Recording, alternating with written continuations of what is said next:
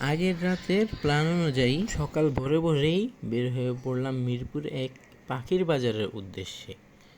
বাসের মধ্যে উঠতেই অসংখ্য ভিড় দেখলাম। সকালবেলা এত ভিড় সচরাচর দেখা যায়, কিন্তু বাসের যাত্রী ফুল ছিল। যাই হোক, আমরা এগোচ্ছিলাম মিরপুর একের কাছে, আমাদের গন্তব্যের কাছে। তাড়াতাড়ি আমরা চলে যাচ্ছিলাম, যেহেতু সকালবেলা রাস্তা ফাঁকা, তাই যেতে কোনো তেমন জ্যাম পড়েনি। ইতিমধ্যে চলে এসেছিলাম মিরপুর একে। দেখতেই পাচ্ছেন রাস্তাঘাট ফাঁকা, কয়েকটি রিক্সা চললেও চলছে, আবার পুরো রাস্তাটাই ফাঁকা। রাস্তার পাশের কিছু দোকান খুললেও ম্যাক্সিমাম দোকানগুলো বন্ধই ছিল। সকালবেলা কিছু দোকান খোলা হচ্ছিল, কিছু দোকান খুলেনি। ইতিমধ্যে পৌঁছে গেলাম পাখিরহাট বাজারে। তো এখানে এখনও তেমন কোনো পাখি এখনও বসেনি, যেহেতু সকালবেলা আমরা খুব ভোরেই খুব তাড়াতাড়ি চলে এসেছি।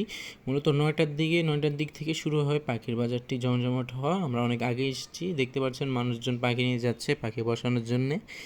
এখানে তারা সেল করবে। এই যে দেখেন পাখির অনেক অ্যাক্সেসরিজ বা খাবার বাটি।